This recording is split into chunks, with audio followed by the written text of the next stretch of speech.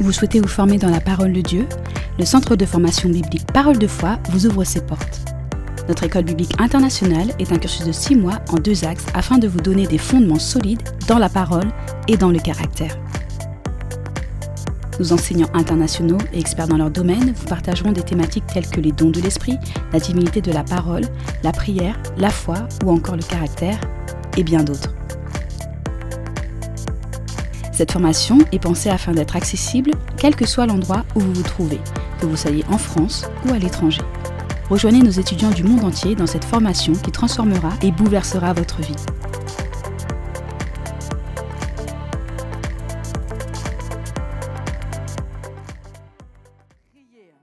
Alors je veux entrer dans notre sujet ce matin. Est-ce que vous avez de l'expectative? Est-ce que vous allez vous demander, mais qu'est-ce qu'elle va nous prêcher le pasteur ce matin? Parce que ce matin, on va parler de Dieu, de la politique et du Saint-Esprit. Amen. Et en fait, dans la réalité des faits, étant un peu noyée dans l'actualité, je ne sais pas si je suis la seule ou si vous êtes concernés, étant un peu submergée par les réseaux sociaux, étant un peu débordée par le BFM TV et CNews et tout cela, que je pensais enseigner sur la foi et puis aussi sur les miracles de Jésus parce que c'est toujours merveilleux. Mais j'ai eu à cœur de me poser la question à propos de la politique. Et finalement, de me poser cette question, est-ce que Dieu est intéressé par la politique? Est-ce que Dieu est concerné par ce qui se passe maintenant? Est-ce que Dieu a éventuellement aussi son mot à dire? Ou bien est-ce que c'est moi et mon bulletin de vote? Moi, tout seul dans l'urne? Ou bien est-ce que Dieu, il a quelque chose en pensée? Alors voilà pourquoi j'ai voulu enseigner sur Dieu et la politique. Parce que finalement, oui, est-ce que Dieu est concerné par la politique? Et je pense que c'est une question importante. Est-ce que vous pensez aussi que c'est une question importante? Surtout en jour d'élection aujourd'hui. Alléluia. Et j'aimerais vraiment pouvoir apporter une réponse par le Saint-Esprit. Amen. Pour commencer, j'aimerais qu'on prenne un passage de l'Écriture qui se trouve dans 1 Timothée 2:1. 1 Timothée 2:1, donc j'aimerais que vous tourniez dans vos Bibles, alléluia, dans lequel l'apôtre Paul nous dit, et la vidéo proche va être très en phase avec moi au nom de Jésus, dans lequel l'apôtre Paul nous dit « J'exhorte donc, avant toute chose, de faire des prières, des supplications, des requêtes et des actions de grâce pour tous les hommes, pour les rois et pour tous ceux qui sont élevés en dignité, afin que nous menions une vie paisible et tranquille en toute piété et honnêteté. Car cela est bon, agréable devant Dieu notre Sauveur, qui veut que tous les hommes soient sauvés et parviennent à la connaissance de la vérité. Car il y a un seul Dieu et aussi un seul médiateur entre Dieu et les hommes, Jésus-Christ, qui s'est donné lui-même en rançon pour nous.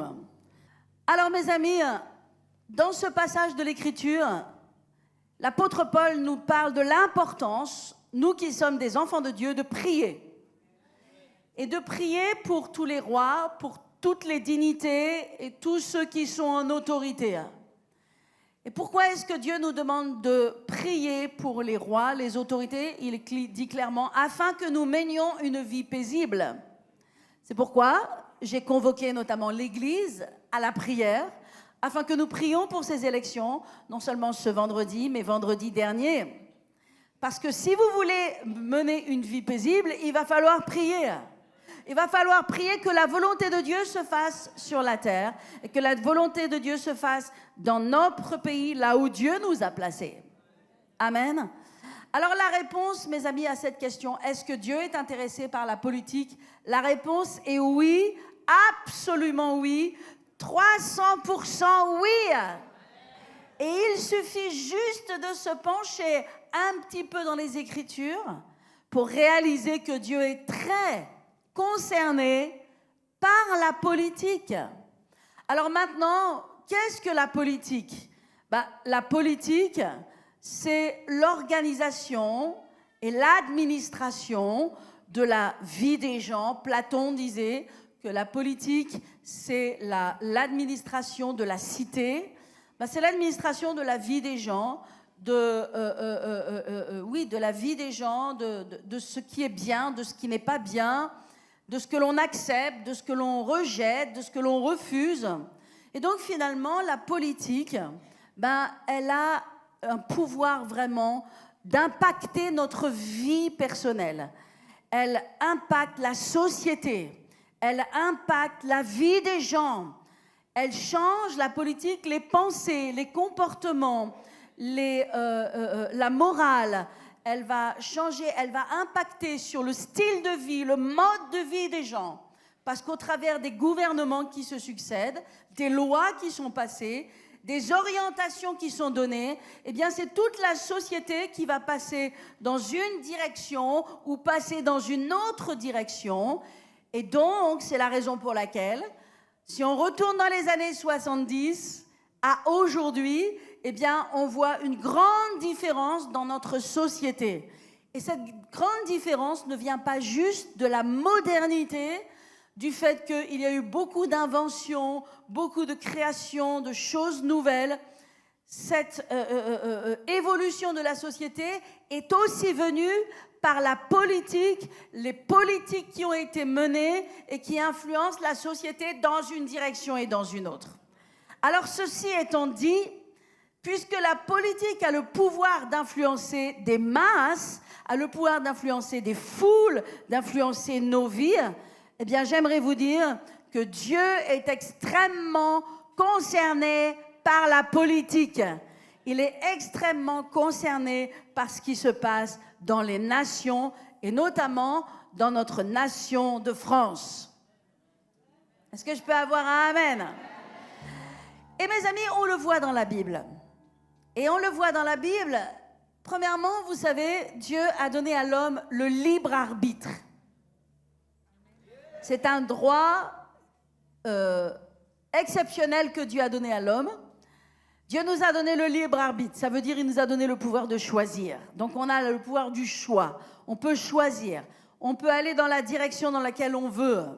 Mais néanmoins, quand bien même Dieu nous a donné le libre arbitre, et ce libre arbitre s'est notamment exprimé au travers d'Adam et Ève, lorsqu'ils ont choisi une autre direction, malgré ce libre arbitre qui est un droit fondamental que Dieu a donné à l'être humain, le droit de le choisir ou le droit de le rejeter, le droit d'aller au ciel ou le droit de ne pas vouloir le ciel, le droit de vouloir suivre Dieu, aimer Dieu ou de suivre une autre voie. Néanmoins, on voit dans la Bible que Dieu a donné ce libre arbitre à l'homme, mais néanmoins, il est intervenu dans les affaires des hommes. C'est-à-dire, quand bien même il nous a donné le libre arbitre, eh bien, Dieu a mené des grandes actions à des moments particuliers pour changer la direction des choses, pour changer le cours de la société, pour changer la direction du monde. Donc Dieu s'est réservé le droit d'agir dans des niveaux très importants pour orienter le monde et la société et ne pas permettre à la société de partir dans une direction et dans une autre. Et ça, on voit l'intervention de Dieu depuis la Genèse. Et probablement, on peut le dire, jusqu'à l'Apocalypse, jusqu'à ce que Jésus revienne, on voit l'intervention de Dieu. Et la première intervention que l'on voit, c'est au temps de Noé. Parce qu'au temps de Noé, le monde était corrompu. Et on sait ce qui se passait, il y avait eu des alliances, il y a eu des relations sexuelles entre des démons et des hommes, une nouvelle race d'hommes avait été créée, et la Bible nous dit que ce sont les héros de l'Antiquité, qui ne sont pas juste des histoires comme ça de l'Antiquité, mais qui sont des histoires qui ont existé. Et donc il y a eu des gens, il y a eu une race qui était en train d'immerger, et on était dans un temps où les gens étaient entièrement corrompus. En fait, ils ne pensaient que à la sexualité. Et il faut retourner dans le texte, et peut-être je vais faire un petit tour, je ne voulais pas y aller, mais on va retourner un petit peu dans le texte, dans Genèse 6 au verset 3, lorsque Dieu dit « Mon esprit ne restera pas toujours dans l'homme, car l'homme n'est que chair. Et ses jours seront de 120 ans. C'est là que l'âge de l'homme a diminué. Et l'Éternel vit que la méchanceté des hommes était grande sur la terre et que toutes les pensées de leur cœur se portaient chaque jour uniquement vers le mal. La terre était corrompue devant Dieu, elle était pleine de violence. Dieu regarda la terre et voici, elle était corrompue car toute chair avait corrompu sa voie sur la terre. Bon, c'est intéressant, je fais juste une parenthèse. Quand on dit toute chair, Dieu aurait pu dire tout homme était corrompu, mais quand il est écrit toute chair, le mot chair ici, c'est le mot bazar. Bon, c'est que c'est peut-être un peu le bazar aussi. Et bazar, en fait, ça veut dire le corps. Tout corps était corrompu. C'est pas juste tout homme était corrompu, tout homme était corrompu. Et en fait, ça va plus loin dans le texte, pardonnez-moi ceci, mais il dit, bazar, c'est tout organe mâle de procréation. Waouh! C'est-à-dire que la troisième définition de bazar, c'est la chair faible et égarée contre Dieu. Ça veut dire que toute cette création, elle était corrompue, n'est-ce pas? Et elle était tournée vers la sexualité. Tous les corps des hommes et des femmes étaient tournés dans la même direction. Et qu'est-ce qui s'est passé? Dieu a envoyé le déluge. Il y a eu une intervention divine pour arrêter le monde dans cette direction totale de destruction. Mais on voit la même chose se produire, bien sûr, à Sodome et Gomorrhe. Parce que là aussi, encore une fois, bien sûr, tout homme était corrompu. Et le péché est monté jusqu'à Dieu. Dieu est arrivé à un moment où il a vu, il a regardé et il a vu que la corruption était si grande. Dieu a mis un stop. Et ce stop qui s'est passé à Sodome et Gomorrhe, nous savons qu'il y a eu une pluie de soufre qui est descendu. Et moi, j'avais regardé il y a longtemps un reportage sur l'archéologie, notamment de ces endroits et de ces villes précisément, qu'on identifie bien de façon géographique. Dans l'archéologie, en fait, on retrouve les couches de sédiments, les couches de terre au travers des siècles et des millénaires. Et au temps de Sodome et Gomorrhe, ils ont retrouvé une terre entièrement rouge, totalement oxydée par le soufre. Vous savez, la Bible et l'histoire et l'archéologie marchent bien ensemble. Alléluia. La parole de Dieu ne fait pas d'erreur, elle nous dit la vérité. Donc nous voyons, au temps de Noé, Dieu est intervenu. Pour les situations de Sodome et Gomorrhe, dans cette direction dans laquelle allait le monde, Dieu est intervenu. Mais aussi à Babel, on voit une intervention de Dieu, parce que là aussi le monde allait dans une autre direction. Pour ma part, je pense que Babel, vraiment, c'est le commencement de la franc-maçonnerie, c'est le commencement de philosophie anti-Dieu, contre Dieu, de se faire un monde dans lequel on exclut Dieu, on met Dieu à part. Et il n'y a pas que la franc-maçonnerie, parce qu'il y a beaucoup d'autres philosophies qui sont nées du cœur même de Satan au travers des millénaires et qui ont toute espèce de nom et d'appellation, mais Satan est à l'origine de toutes ces philosophies. Et donc Dieu a mis un stop, lui-même il est intervenu, il a mis un stop à cette construction et il a appelé la confusion. Babel veut dire confusion, et c'est là que les langues sont apparues. Donc nous voyons énormément d'interventions de Dieu. Alléluia. Donc est-ce que Dieu a quelque chose à voir avec la vie des hommes, avec les choix des hommes, avec les politiques qui sont menées? Eh bien, j'aimerais dire par la grâce de Dieu, oui. Amen. Alléluia. Et heureusement que Dieu est intéressé et qu'il ne nous abandonne pas. Amen. Et qu'il lève des libérateurs, qu'il lève des gens et des circonstances pour que lorsque notre monde part dans la mauvaise direction et que cela atteint un paroxysme, Dieu intervient. Dieu intervient. Et c'est ce qui s'est passé notamment aussi, on voit l'intervention de Dieu lorsque le peuple est en Égypte et qu'il est béni et prospère sous le règne d'un certain Pharaon. Mais voici, les années passent et le peuple est en esclavage et le peuple se met à crier, à prier, parce que la prière, c'est important, parce que la prière, vraiment, c'est ce qui permet aussi à Dieu d'agir. Et voici que Dieu va intervenir et va amener la délivrance. Il va écraser l'Égypte, écraser les dieux d'Égypte, libérer son peuple. Est-ce qu'on peut avoir un amen, alléluia pour ça? Ça, c'est vraiment merveilleux de voir l'intervention de Dieu. Mais j'aimerais vous parler ce matin d'un autre exemple, qui est aussi, je trouve, un exemple exceptionnel.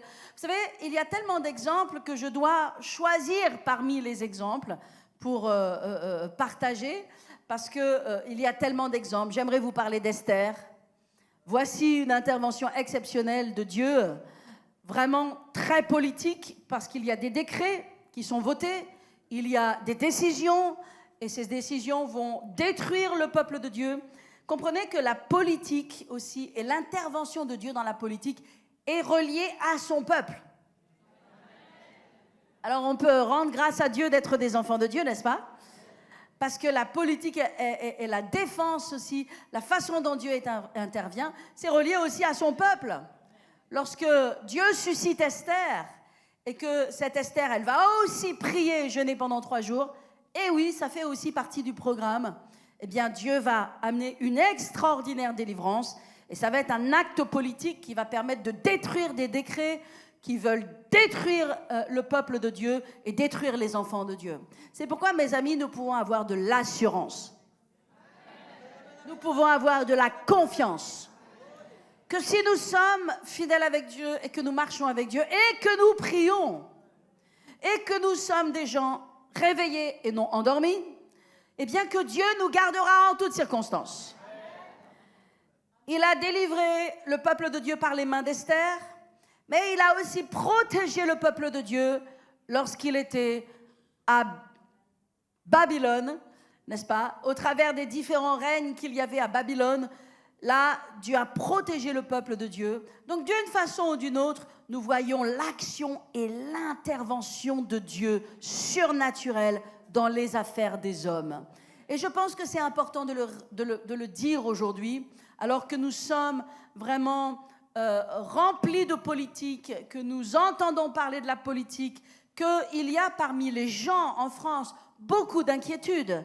Il y a beaucoup de préoccupations et possiblement beaucoup de gens parmi le peuple de Dieu sont dans la crainte. Et moi, ce matin, je recevais un mail de la Fédération protestante de France à tous les pasteurs en leur donnant, somme toute, des consignes de vote. Et je me dis, mon Dieu, qu'est-ce que j'ai besoin de recevoir dimanche matin à 9h, un mail avec encore des consignes de vote? Il y a de l'inquiétude. Amen. Mais moi, je n'ai pas d'inquiétude. Je dis que le peuple de Dieu prie. Et Dieu sait libérer son peuple. Alors, il y a un exemple que je veux vous partager. J'ai beaucoup de choses à vous dire. J'espère que vous êtes toujours avec moi. On va peut-être un peu ouvrir et faire tourner, mais bon. Et je veux que vous restiez avec moi, que vous restiez concentrés. Alléluia. Parce que j'ai plein de choses à vous partager. Amen. Alors, il y a un exemple dans la Bible que je trouve vraiment incroyable. C'est l'exemple de Achab et de Jézabel. Alors, Achab et Jézabel, voilà aussi encore une situation où on voit Dieu qui intervient de façon exceptionnelle. Achab et Jézabel, c'est le couple infernal. C'est ce couple terrible qui amène toute la société, tout le peuple de Dieu et toute la société à se corrompre, qui amène l'idolâtrie, la prostitution, l'adoration à des dieux horribles. Satan lui-même, dans cette adoration, c'est l'adoration d'Astarté, l'adoration de Baal. On jette des enfants dans le feu, croyons rendre un culte à Dieu. Et c'est horrible ce qui se passe. Et vous savez, qu'est-ce qui se passe lorsque les têtes sont corrompues? Eh bien, lorsque les têtes sont corrompues, ils amènent tout le peuple à être corrompu. Il y a 7 ans de cela, lorsque il y a eu évidemment des changements de gouvernement, nous avons vu des choses se produire. Nous avons vu des cultes, nous avons vu des choses, et je pense que la France qui a été vouée à des cultes, à des choses, il y a des images, il y a des choses que l'on a vues qui sont sur Internet et qui ne mentent pas. Il y a eu des consécrations qui ont été faites, la tête à une certaine vision des choses pour notre nation. Et qu'est-ce qui s'en est suivi lorsque la tête pense loin de Dieu et ne poursuit pas les intérêts de Dieu et s'éloigne de Dieu? Qu'est-ce qui se passe? Lorsque le monde s'éloigne de Dieu, eh bien la destruction entre, la corruption entre, la méchanceté entre, des mauvaises pratiques entrent, les gens tombent dans la dépression, les gens tombent dans la maladie. Il y a des drames, des tragédies, des tristesses, des peurs, la pauvreté, l'appauvrissement qui vient. Toutes les nations qui adorent Dieu, toutes les nations qui ont choisi d'élever Jésus, de respecter Christ, sont des nations qui prospèrent et qui ont prospéré au travers des siècles. Et toutes les nations qui se sont éloignées de Dieu, qui ont fermé la porte à Dieu, sont des nations qui ont rétrogradé et qui ont régressé. Donc comprenez que la politique, c'est important. On ne peut pas juste dire en tant que chrétien, oh la politique c'est rien. Non, la politique c'est quelque chose. Dieu est intéressé en politique et je crois que parmi son corps, parmi ses enfants, Dieu veut lever des hommes et des femmes appelés par Dieu à avoir un impact politique. Alors, ce n'est pas tout le monde, mais je crois que Dieu appelle des hommes et des femmes en politique. Je crois que Dieu appelle des hommes et des femmes en mairie, dans des conseils municipaux, au niveau des régions, des départements, du Sénat, de l'Assemblée nationale, du gouvernement. Dieu appelle des hommes et des femmes et nous déclarons qu'ils se lèvent dans le nom de Jésus et qu'ils accomplissent leur mandat et que l'Église prie pour eux et les soutienne. Amen. Donc il y a des hommes et des femmes qui sont appelés en politique et chacun d'entre nous, nous sommes appelés à prier pour la politique de notre nation. Amen.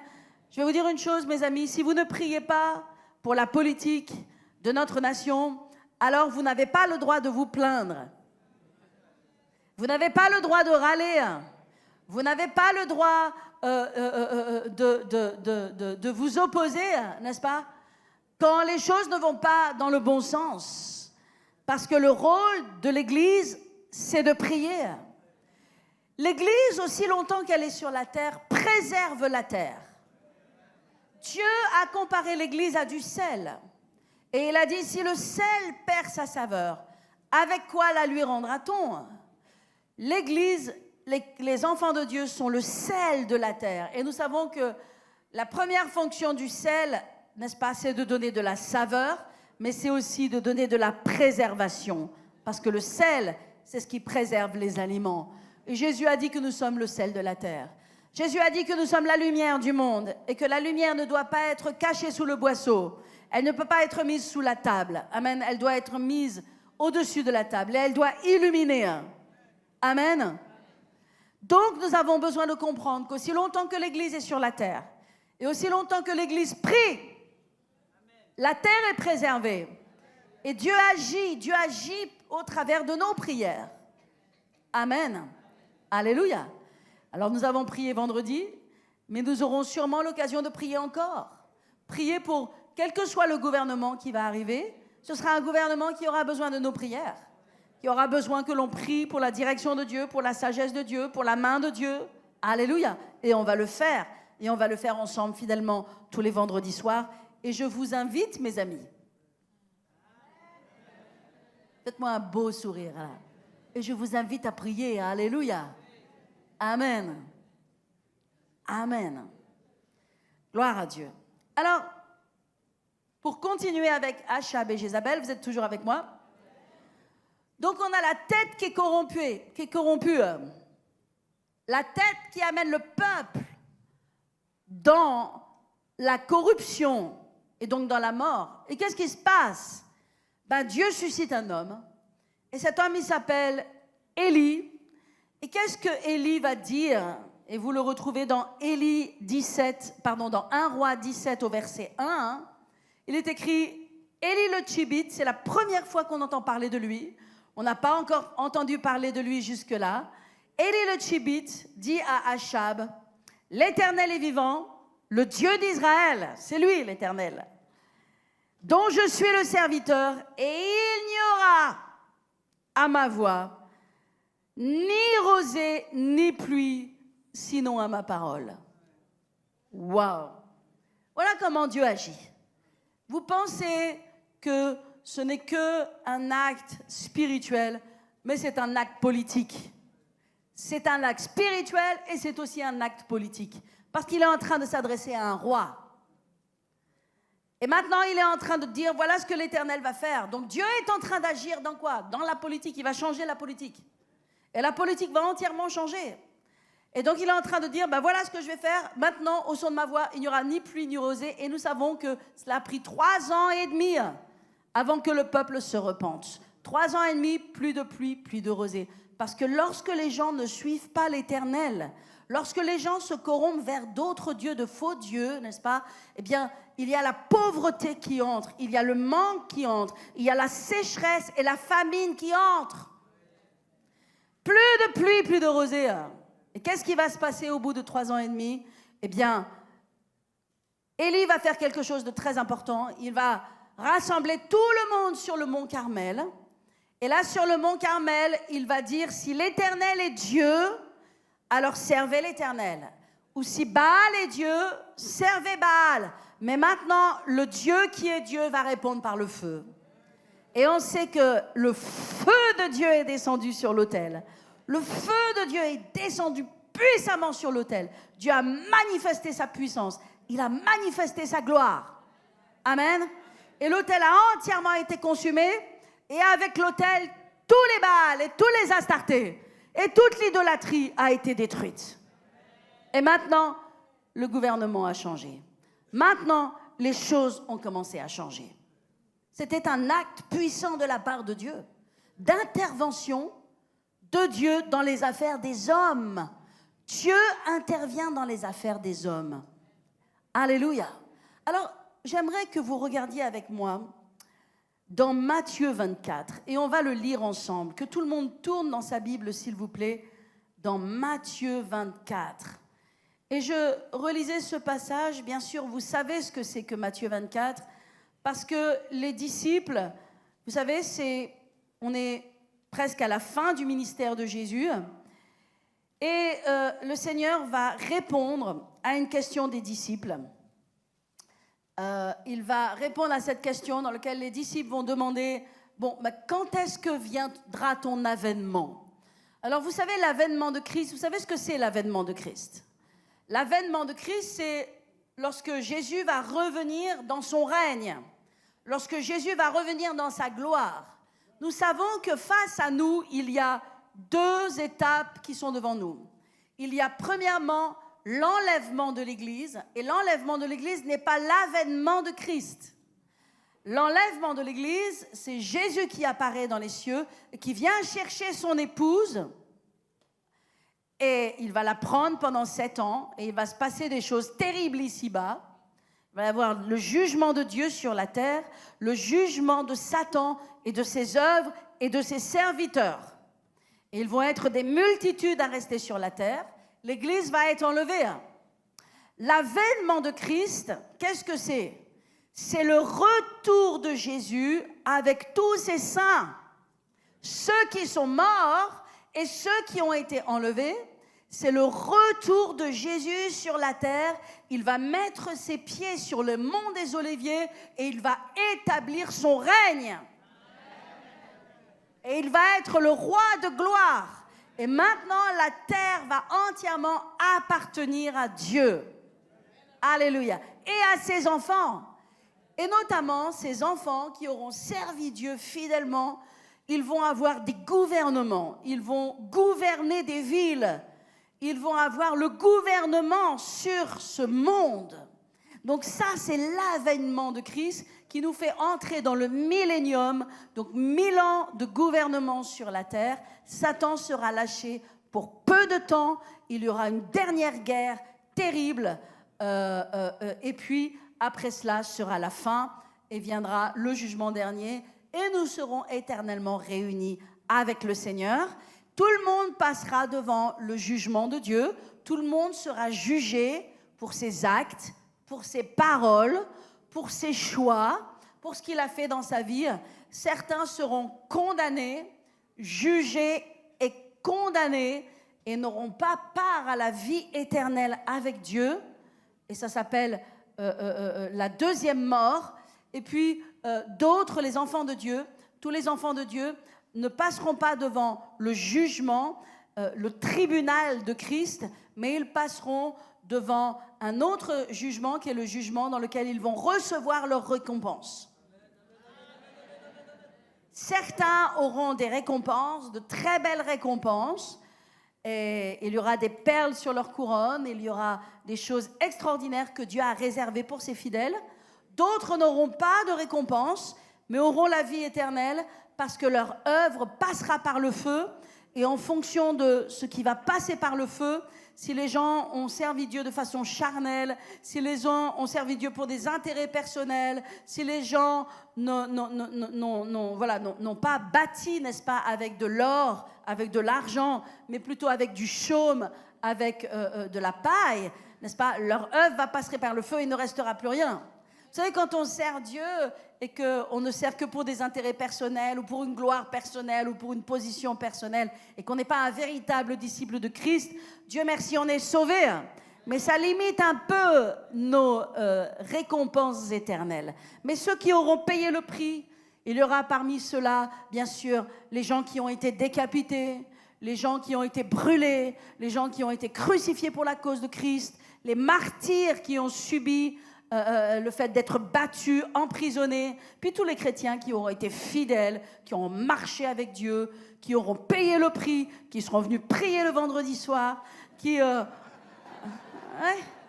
entends-le... Ah tiens, et pourquoi tu ris là ?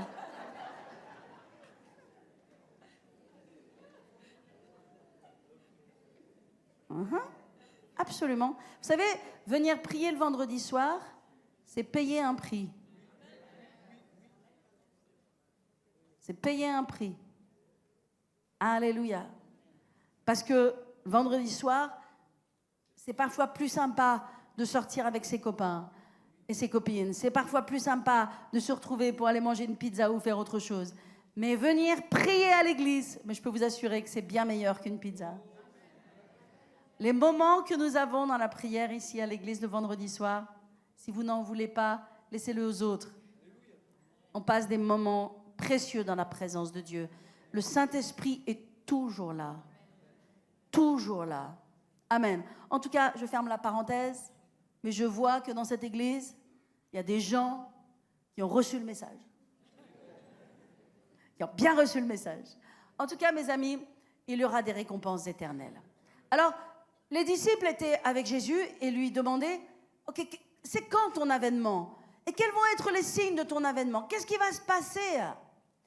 Et Jésus va leur répondre. Alors, on est tous ensemble dans Matthieu 24, où il est écrit, comme Jésus, verset 1, s'en allait au sortir du temple. J'aime bien commencer par cela, parce que ça nous parle de la véracité des paroles de Jésus. Vous êtes toujours avec moi ? Vous êtes vraiment toujours avec moi ? Donne un coup de coude à ton voisin. Dis-lui, sois toujours là. Bon, je remarque que vous êtes vraiment là, hein. Je le fais faire juste par prévention, mais on a des choses importantes à partager. Donc, comme Jésus s'en allait au sortir du temple, ses disciples s'approchèrent pour lui en faire remarquer les constructions. Donc, les constructions du temple, les soubassements du temple, les constructions étaient exceptionnelles, hein. C'est des pierres de taille qui datent de Salomon, qui sont juste énormes. Et quand on va en Israël, et avec les groupes que j'ai amenés en Israël, on est allé vraiment admirer ces constructions extraordinaires. Donc, les disciples s'émerveillent devant la beauté de ces constructions. Et Jésus leur dit, voyez-vous tout cela, je vous le dis en vérité, il ne restera pas ici, pierre sur pierre, qui ne soit renversée. Donc Jésus était en train de leur dire une parole très importante, et je vous la partage juste pour vous rappeler que tout ce que Jésus dit est la vérité. Donc quand Jésus leur dit « il ne restera pas pierre sur pierre », ça s'est passé en l'an 70, quand les armées de Titus sont entrées à Jérusalem. Et comme le temple était couvert d'or, comme le temple était rempli d'or, les armées qui n'avaient pas grand respect du temple, parce qu'ils avaient d'autres dieux, ont détruit le temple et ils ont désolidarisé toutes les pierres du temple parce qu'il y avait de l'or entre chaque pierre. Et ils sont allés chercher l'or qui était incrusté entre toutes les pierres, ce qui fait que quand Jésus dit qu'il n'y aura pas pierre sur pierre qui restera attachée dans le temple, ça s'est véritablement passé. Dans l'an 70, on est à peu près ici à l'an 30 plus, et donc quelques 30 années plus tard, cette parole était accomplie. C'est pour ça que quand Jésus va parler après des choses qui vont arriver, il faut comprendre que ces choses sont la vérité. Que si Jésus est capable de prédire et de dire ce qui va se passer 30 ans ou 35 ans plus tard, il est aussi capable de dire ce qui va se passer 2000 ans plus tard. Il est aussi capable de dire ce qui se passe exactement dans notre temps, dans notre génération. Est-ce que je peux avoir un amen pour cela? Verset 3, il s'assit sur la montagne des Oliviers et les disciples vinrent en particulier lui poser cette question. Dis-nous quand cela arrivera-t-il et quel sera le signe de ton avènement et de la fin du monde? Amen. Alors Jésus leur dit, et ça c'est très important, la première chose que Jésus leur dit, c'est vraiment très très important. La première chose que Jésus leur dit, il leur dit, prenez garde que personne ne vous séduise. Alors écoutez-moi, Église du 21e siècle, qui est aux abords du retour de Christ, que jamais nous avons été plus proches d'entendre la trompette du Seigneur qui sonne dans le ciel et qui appelle son Église à venir à lui. Jamais nous avons été aussi proches, parce que depuis le 7 octobre, il y a des événements qui se sont passés qui font que le retour de Christ est imminent. Il peut être à tout instant.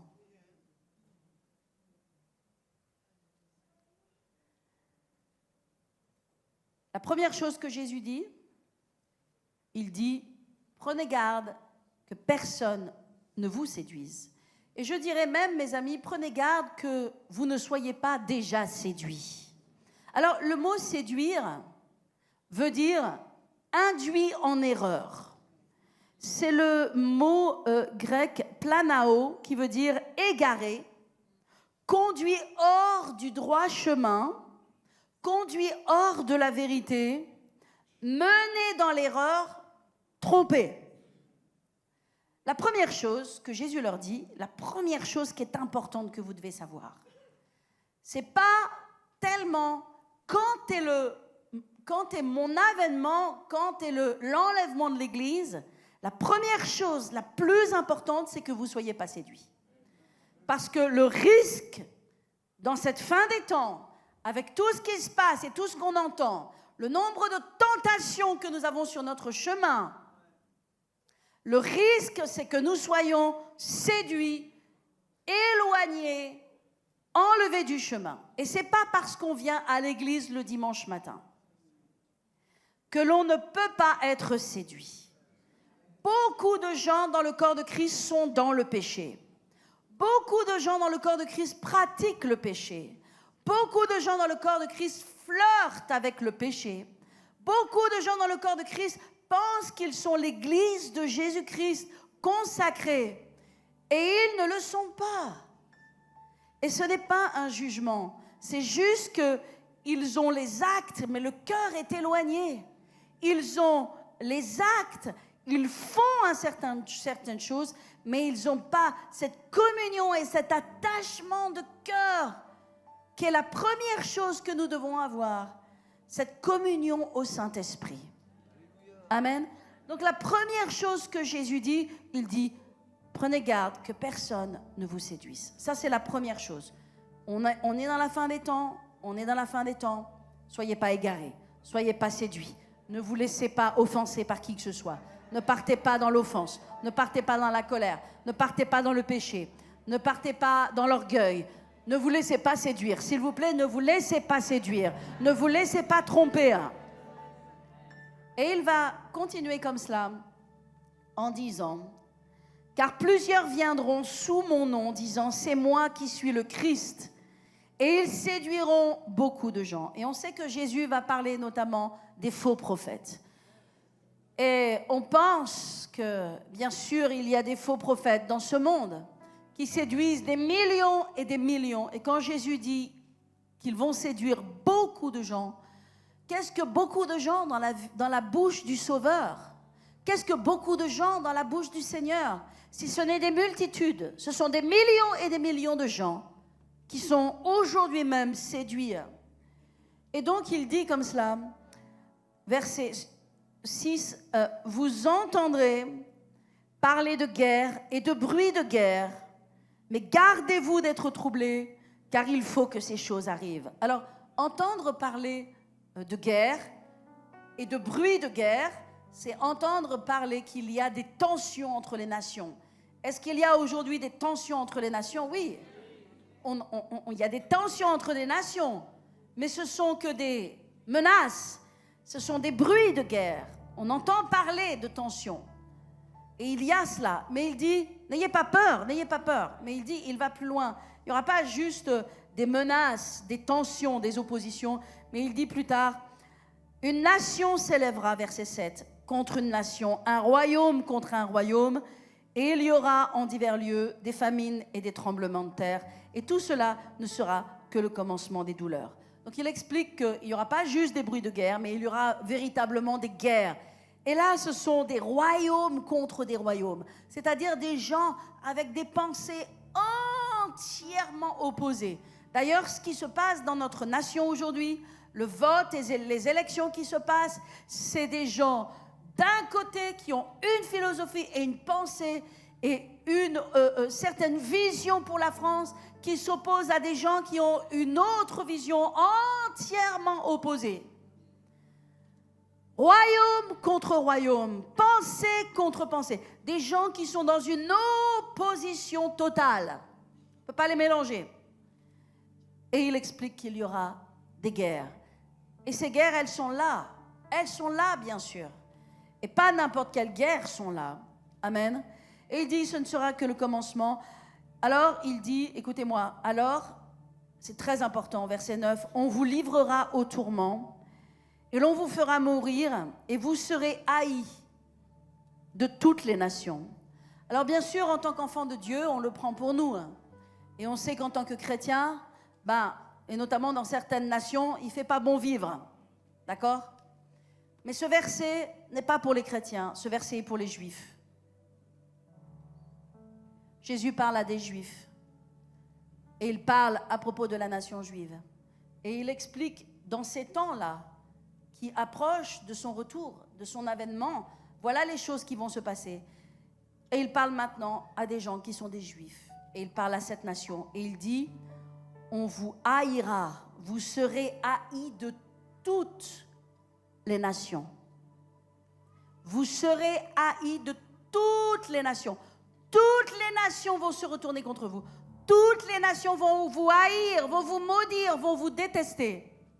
Et jamais, jamais, depuis que Israël existe, création, 1948, puis 1968, et jamais depuis ce jour, depuis le 7 septembre, il y a eu une telle détestation planétaire d'Israël.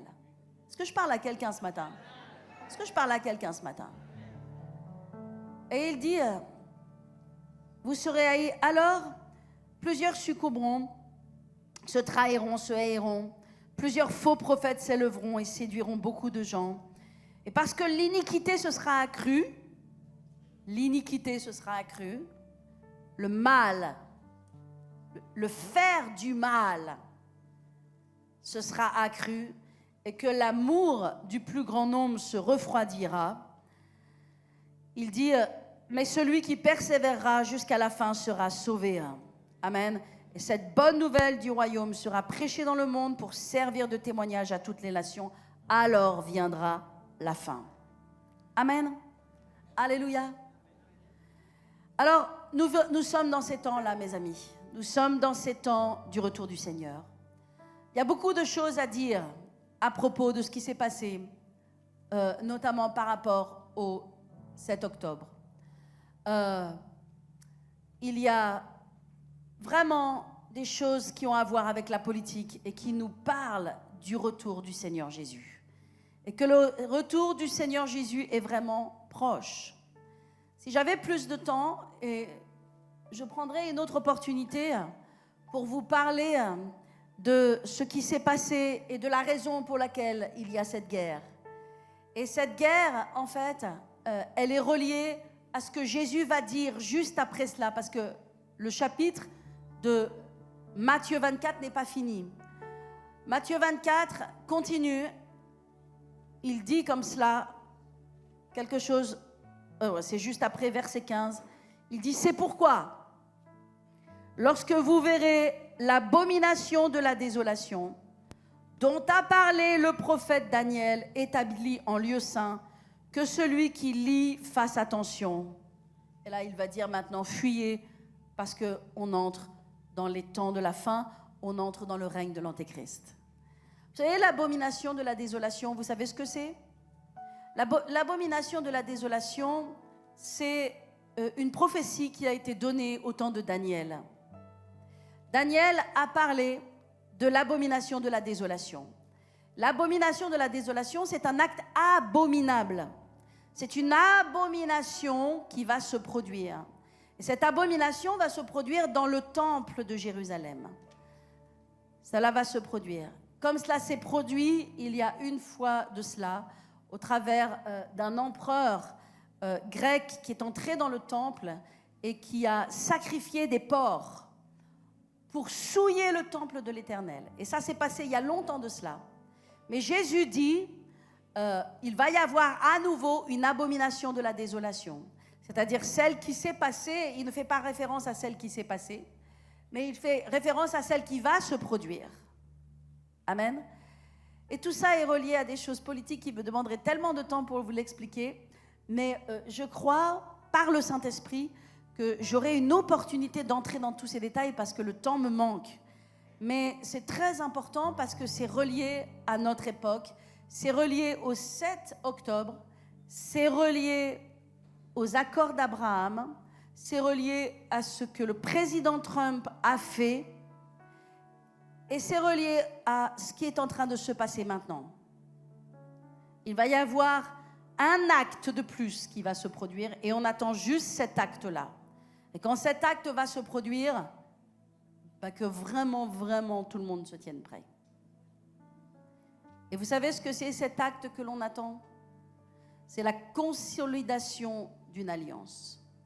Or, cette alliance, elle a déjà été consolidée et elle a été signée par le président Trump avec Israël et les Émirats arabes. Un accord de prospérité, un accord économique, un accord culturel qui est juste révolutionnaire, qui ne s'est jamais fait au travers des millénaires. Cet accord qui s'est signé dans les années 2020, qui s'appelle les accords d'Abraham, ont uni Israël avec les Émirats arabes et le Bahreïn. Donc des pays musulmans qui sont en accord, en alliance avec Israël. Et techniquement, ce qui s'est passé en septembre 2023, non pas en octobre, en septembre, c'est que le responsable, le Premier ministre d'Israël est allé à l'ONU, et j'ai bien étudié cela et je suis bien allé voir, et il est allé expliquer à l'ONU combien cette alliance allait prendre encore plus d'ampleur, et combien ils mettaient ensemble des accords économiques extraordinaires qui allaient tellement puissants et tellement forts. inaugurant des routes commerciales exceptionnelles entre les pays du Moyen-Orient, Israël, l'Asie et l'Europe, avec un accord qui est extrêmement puissant et si puissant, si riche, si prospère. Et il est allé montrer la carte, il est allé montrer ces accords extraordinaires. Et 15 jours après, la guerre a explosé. Tellement ça dérangeait, tellement il ne fallait pas que ça se passe. Donc l'alliance est mise à mal. Mais la Bible nous dit, au temps de Daniel, que lorsque l'Antéchrist va venir, il va reconsolider l'alliance. L'alliance est toujours là. Et on voit aujourd'hui qu'au travers des nations et des relations avec Israël, eh bien, nous ne voyons pas les Émirats arabes qui s'opposent à Israël. Nous ne voyons pas l'Égypte aussi et la Jordanie qui fait partie de ces alliances. Nous ne les voyons pas s'opposer à Israël. Nous ne voyons pas le Bahreïn s'opposer à Israël. Toutes les autres nations s'opposent à Israël. Parce qu'ils sont dans cette alliance. Maintenant, cette alliance, elle est un peu, voilà, elle est un peu malmenée. Mais la Bible dit, dans Daniel, que lorsqu'il y aura la reconsolidation de l'alliance, alors maintenant que tout le monde se fasse attention. On est tellement proche. On est tellement proche. Et qu'est-ce qui va se passer? Il va y avoir la reconsolidation de l'alliance, parce que c'est une alliance qui n'a jamais existé. On peut même jamais exister qu'il y ait une alliance comme ça. Elle dérange tellement qu'elle a produit cette guerre juste... C'est évident qu'elle est une des raisons importantes de cette guerre, sous-jacente en tout cas. Et cette alliance dérange tellement, mais quand elle va être reconsolidée, il restera que très très peu de temps, parce que l'Antéchrist va apparaître comme un homme de paix qui va consolider cette alliance, qui va amener des solutions. Aujourd'hui, il n'y a pas de solution. Aujourd'hui, c'est le chaos. Mais quand quelqu'un va amener la solution, tout le monde se tienne au garde à vous. Jésus revient. Et il reste 7 ans. 3 ans et demi seront 3 ans et demi de paix. Et au bout de 3 ans et demi, il y aura l'abomination de la désolation. Et là, le véritable visage de l'Antéchrist, qui est Antéchrist, Antichrist et Antéchrist, et anti-juif et anti-chrétien et anti-Dieu, son véritable visage se révélera. Et le monde entrera dans les 3 ans et demi derniers de la grande tribulation. Mais avant cela, l'Église sera partie. Mes amis, est-ce que Dieu est intéressé par la politique?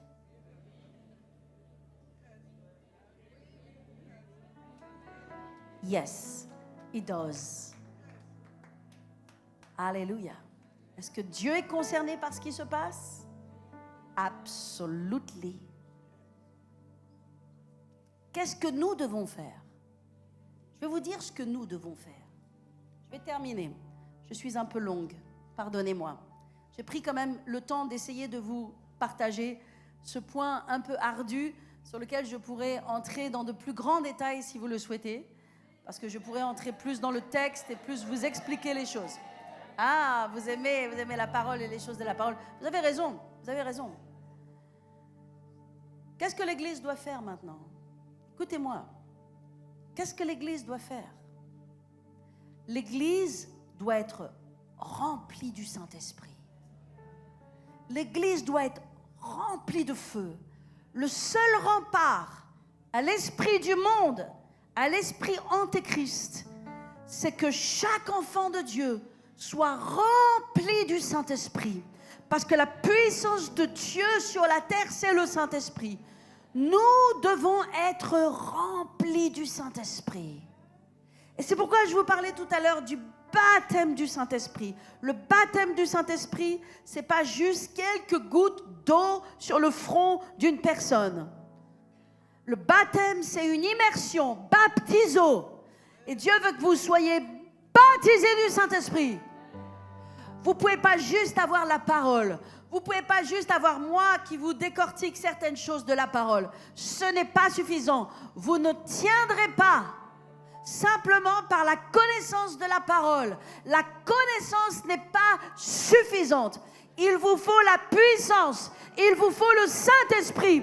Il vous faut être baptisé du Saint-Esprit. Il vous faut rechercher Dieu, rechercher la présence de Dieu. Il vous faut être rempli de Dieu, rempli du Saint-Esprit. C'est pourquoi Jésus a dit à ses disciples, lorsque vous retournerez à Jérusalem, vous attendrez jusqu'à ce que vous receviez une puissance d'en haut, le Saint-Esprit survenant sur vous.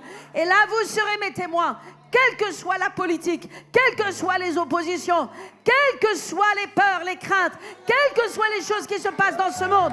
Vous serez mes témoins, vous serez puissants sur la terre. Vous ne serez arrêtés par rien ni par personne. La prison ne vous fera pas peur. L'opposition ne vous fera pas peur. Les gens menaçants ne vous feront pas peur. Vous serez remplis du Saint-Esprit. L'Église doit être pleine du Saint-Esprit. La louange doit être pleine du Saint-Esprit. La prière doit être pleine du Saint-Esprit. Les groupes Dieu Maison doivent être pleins du Saint-Esprit. Les leaders doivent être pleins du Saint-Esprit. Nous devons rechercher le Saint-Esprit et vouloir que le feu de Dieu descende. Le même feu qui est descendu au temps d'Élie, qui a consumé le sacrifice, c'est le même feu qui est descendu à la Pentecôte. Et c'est le même feu qui veut descendre sur toi. Tu as peut-être été baptisé en langue, peut-être tu parles en langue, peut-être tu as des songes, des visions, mais ce n'est pas suffisant. Il te faut ce baptême de feu, il te faut le baptême de puissance, il te faut le baptême de feu qui permet que les malades sont guéris, que les démons sont chassés, que les gens sont sauvés, que les gens passent des ténèbres à la lumière. Nous devons faire les œuvres de Dieu. Pendant qu'il fait jour, le peuple de Dieu doit faire les œuvres du Seigneur. Et je terminerai avec ça. Lorsque, dans Acte 19, lorsque Paul est arrivé à Éphèse, il y avait 12 hommes qui étaient instruits par Apollos. Qui était Apollos? Apollos était un docteur de la parole. Il était un extraordinaire docteur de la parole. Paul se réfère à Apollos de nombreuses fois, tellement il était un enseignant extraordinaire. Mais Paul n'était pas qu'un enseignant. Paul était un enseignant, mais il était un homme de puissance. C'est pourquoi nous ne pouvons pas juste avoir l'enseignement, il nous faut la puissance. Il nous faut l'enseignement et la puissance. Et il a dit à ces 12 hommes, qu'est-ce qu'il a dit à ces 12 hommes? Avez-vous reçu le Saint-Esprit depuis que vous avez cru? Et qu'est-ce qu'ils ont répondu? Nous n'avons même pas entendu parler qu'il y ait le Saint-Esprit. Les gens sont remplis de connaissances. Ils connaissent des choses à propos de la parole. Oui, mais vient un temps où ce n'est plus que connaître la parole. Il nous faut le Saint-Esprit. Il nous faut la connaissance et le Saint-Esprit. Alléluia. Vous ne pouvez pas juste être enseigné par Apollos. Vous devez aussi être enseigné par Paul. Paul les a baptisés du Saint-Esprit. Ils ont reçu la puissance du Saint-Esprit. Ils se sont mis à parler en d'autres langues. Et de cette expérience à Éphèse est née la puissante et vibrante église d'Éphèse. Dieu veut des églises qui soient remplies du Saint-Esprit. Dieu veut des églises de gens baptisés de feu et de puissance. Dieu veut des églises de gens qui sont des disciples, pas simplement parce qu'ils sont fidèles, mais parce qu'ils sont puissants, parce qu'ils peuvent prêcher l'évangile, ils peuvent guérir les malades, ils peuvent imposer les mains aux gens. Alléluia. L'église de Jésus-Christ doit chercher le Saint-Esprit jusqu'à ce qu'elle le trouve. Nous devons chercher le Saint-Esprit. Je vous le dis, Paris Centre Chrétien, nous ne sommes pas arrivés. Nous ne sommes pas arrivés. Nous ne pouvons pas simplement dire Alléluia, il va y avoir un beau bâtiment. Alléluia, Dieu nous a donné des finances surnaturelles pour bâtir ce bâtiment. Nous ne pouvons pas dire Alléluia, ce sanctuaire est plein. Non, non, non. Paris Centre Chrétien, nous ne sommes pas arrivés. Mes amis, nous n'avons même pas commencé. Tant que le Saint-Esprit n'est pas descendu dans ce lieu, comme un feu qui change vos pensées, qui change votre style de vie, qui vous touche, qui vous change, qui vous éloigne du péché, qui vous met sur vos genoux, qui vous fait vous repentir, qui vous amène à Dieu. Tant que le Saint-Esprit n'est pas tombé sur vous, nous ne sommes pas arrivés. Nous ne sommes pas arrivés. Nous ne sommes pas arrivés. Avez-vous reçu le Saint-Esprit depuis que vous avez cru? Alléluia. Et ils ont reçu le Saint-Esprit. Peut-être tu parles en langue, mais Dieu merci, tu parles en langue. Le Saint-Esprit vit en toi, mais tu n'as pas reçu le baptême de feu. Tu n'as pas reçu le baptême de puissance. Et le baptême de puissance, il se passe comme ça, à chercher Dieu, à vouloir sa présence, à demander au Saint-Esprit de venir, à dire bonjour Saint-Esprit, bienvenue Saint-Esprit. Je repensais au pasteur Bénigne et j'ai pris ses livres avec moi. Je dis quelle pertinence de ces livres. Bonjour Saint-Esprit et bienvenue Saint-Esprit. Et nous avons la chance ici dans cette église d'avoir nous-mêmes édité ces livres. Et pour nos bien-aimés qui sont en ligne, ces livres se trouvent sur les éditions Parole de foi. Édition-du-6, paroledefoi.com. Vous avez besoin de lire ces livres. Je veux que l'Église fasse de ce livre leur livre de chevet. Bénigne n'est rien sans la puissance du Saint-Esprit. Reinhard Bonnke n'est rien sans la puissance du Saint-Esprit. Yonggi Cho n'est rien sans la puissance du Saint-Esprit. Tous ces gens ont fait une rencontre avec le Saint-Esprit. Ils ont été baptisés, ils ont été immergés et ils ont été changés. Et ils sont devenus puissants et ils ont influencé leur monde. Alléluia. Alléluia. L'Église Paris-Centre-Chrétien a besoin d'avoir une rencontre avec le Saint-Esprit. A besoin d'avoir un feu frais, renouvelé, régénéré qui vient sur vous. Est-ce que je parle à quelqu'un ce matin? Je dis que le feu de Dieu tombe. Je dis que le feu de Dieu descende. Je dis que le feu de Dieu tombe sur le sacrifice. Je peux vous assurer que lorsque le feu de Dieu tombe, il n'y a plus de péché, il n'y a plus de convoitise, il n'y a plus de querelle, il n'y a plus de division, il n'y a plus de jalousie, il n'y a plus de ces choses, des pensées du monde. Lorsque le feu tombe, c'est quelque chose d'extraordinaire. Alléluia. Est-ce que tout le monde peut lever ses mains vers le ciel? Alléluia. Oh, Shanta Kabrama. Commencez à prier en langue, mes amis. Shanta Kabrama Ndolobo Shentekeba. Je ne vous entends pas. Endobromo Shende. Montez, montez, montez. Alléluia. Shanta Kabrama Ndolobonde. Nabrama Shentokobo. Entororobo Shintokobo. Handirideba Handolobo Honde. Nakolobo Honde Bramande. Nashiriba Sora Rabashe. Salabarali la chento kororo sende. Oh Rarama. Remplis nos cœurs, Seigneur. Viens cet esprit. Viens dans ce lieu. Viens dans cette église. Viens dans cette église. Viens sur les leaders. Viens sur la louange. Viens sur le peuple. Viens, Seigneur. Viens, Saint-Esprit. Shalta Kabrama. Reba Shiridiba. Shalta Kabramando. Oh, Seigneur, nous voulons plus de toi. Nous avons faim et soif de toi. Nous avons faim et soif de toi, Saint-Esprit. Shalta Kabrama Santo Gobo. Nabrama Shiriba là-bas. Là-bas, Shiriba Shiriba. Oh.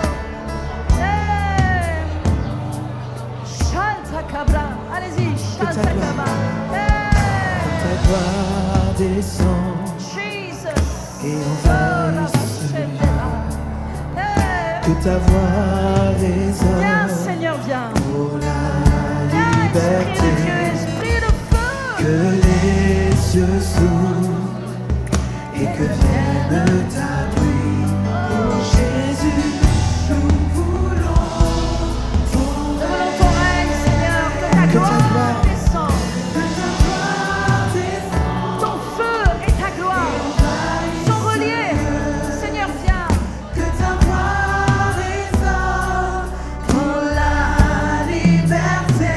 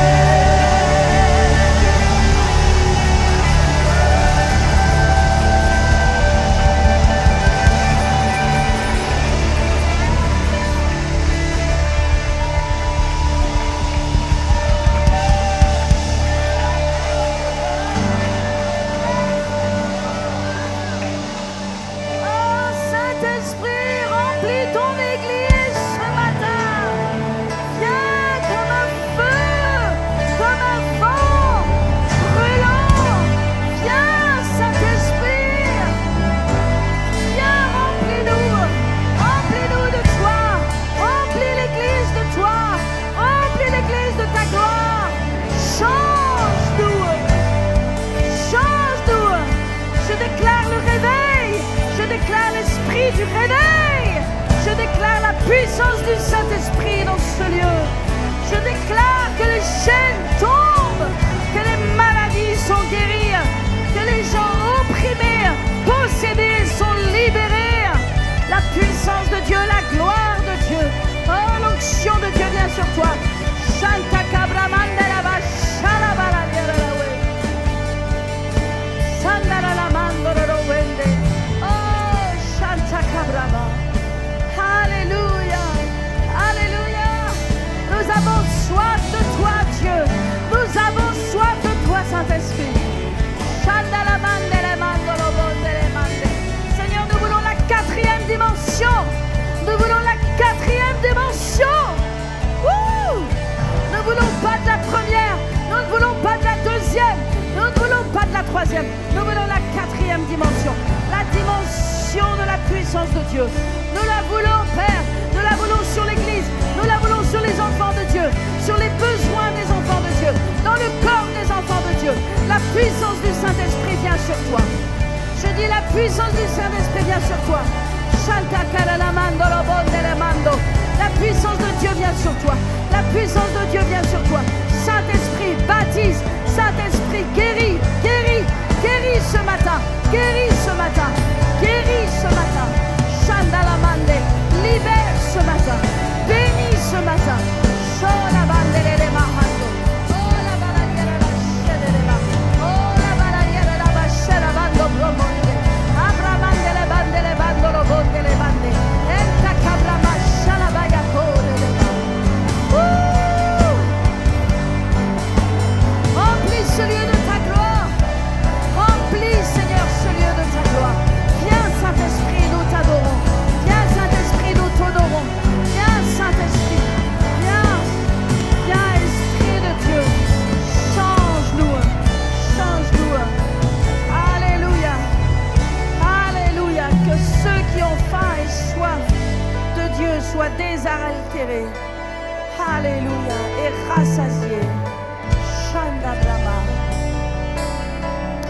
Jésus a dit comme cela que ceux qui ont soif. Il n'a pas dit que tout le monde avait soif. Il n'a pas dit que tout le monde aurait soif. Mais il a dit à ceux qui ont soif qu'ils viennent et qu'ils boivent de l'eau que je donne. Mais mes amis, il faut avoir soif. Si tu penses que tu es bien comme tu es, si tu penses que tu as largement suffisamment, alors tu n'as pas soif.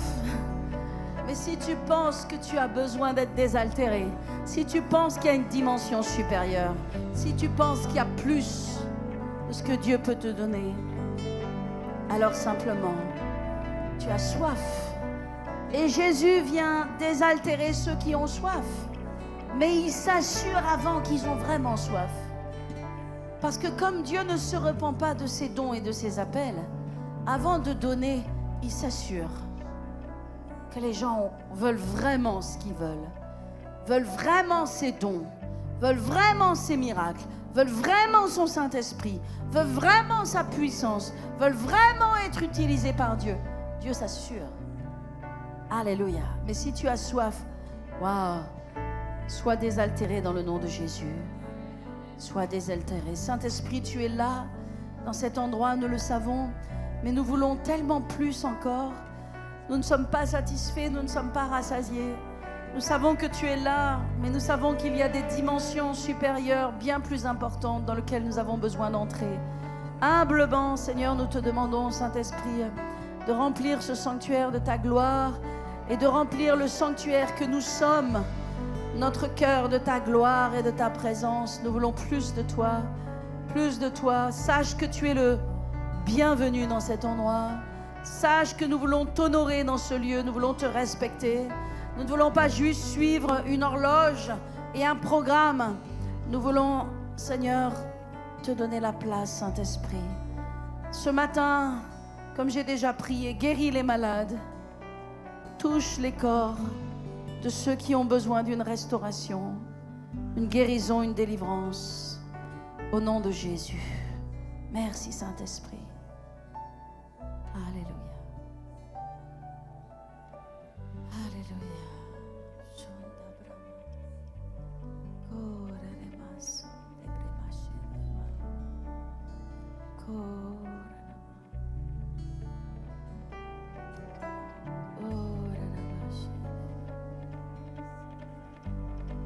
Viens ta majesté.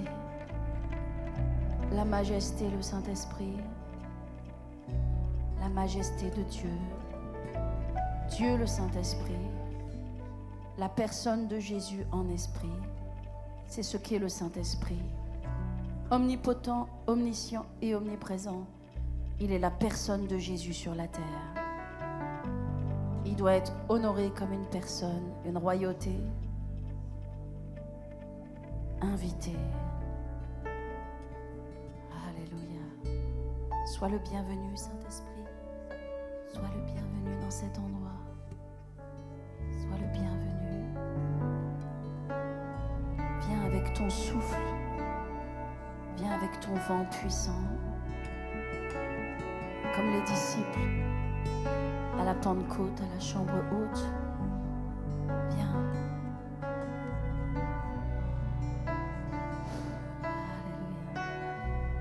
Alléluia. Viens. Viens, Saint-Esprit.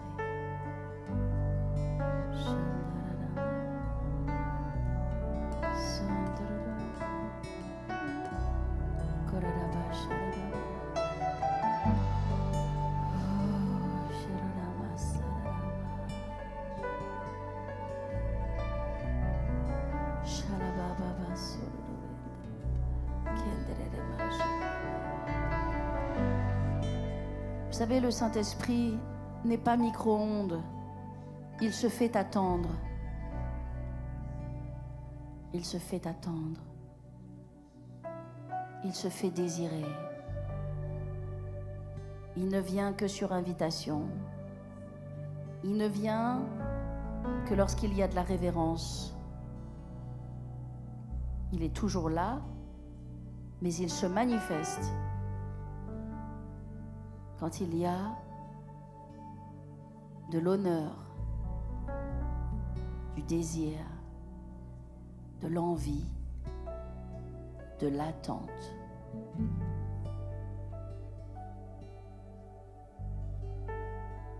C'est pourquoi les disciples ont attendu 10 jours. Et au bout de 10 jours, il est arrivé. Mais il fallait qu'ils attendent. Jésus ne leur a pas dit d'être dans la chambre de haute le 50e jour, Pentecôte, 50. Il leur a pas dit le 50e jour, allez dans la chambre haute, vous allez recevoir. Il leur a dit non, allez Jérusalem, attendez. Attendez. Si vous attendez, vous recevrez. C'est pas gratuit. C'est pas micro-ondes, c'est pas claquement de doigts. C'est genoux à terre. C'est genoux à terre.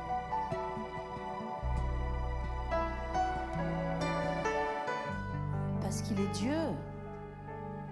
Et sa manifestation ne vient pas juste comme ça. Alléluia. Jésus a attendu 40 jours dans le désert. 40 jours, tout seul, sans nourriture. 40 jours il a attendu. Il est rentré rempli, il est sorti revêtu. C'est pas venu en un jour. Ça viendra pas en 1 minute, ni même en 1 heure. Ça vient pour ceux qui attendent, qui se déterminent à prier, à demander et à attendre. Attendre ce qu'il faudra attendre jusqu'à ce qu'il y ait quelque chose qui se passe et que Dieu le Saint-Esprit veuille bien traverser le ciel, la chair, les obstacles pour envahir notre monde, notre cœur. Alléluia. Thank you, Jesus. Nous voulons te dire, Saint-Esprit, en tant qu'Église, que nous te désirons. Nous voulons monter sur la montagne sainte parce que nous voulons être remplis de feu. rempli de toi. Viens, Seigneur, viens. Nous ne voulons pas être des chrétiens ordinaires, mais des chrétiens extraordinaires. Et ça, ce n'est que la puissance du Saint-Esprit. Alléluia.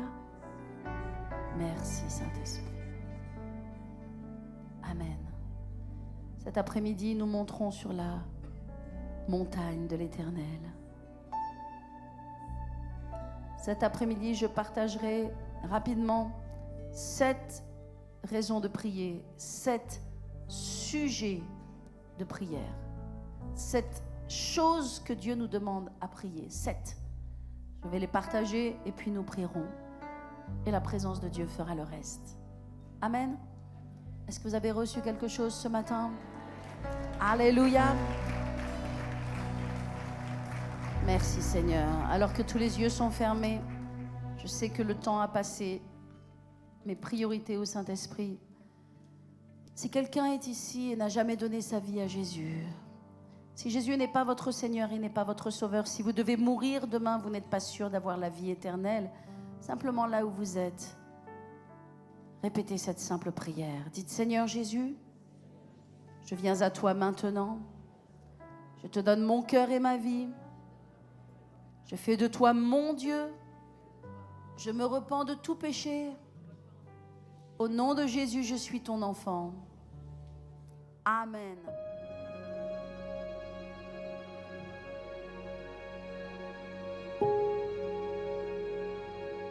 Chers amis, souhaitez-vous être formés par la parole de Dieu, mais aussi plein de puissance, que vous connaissiez votre identité en Christ et que vous ne soyez plus ballottés par le diable?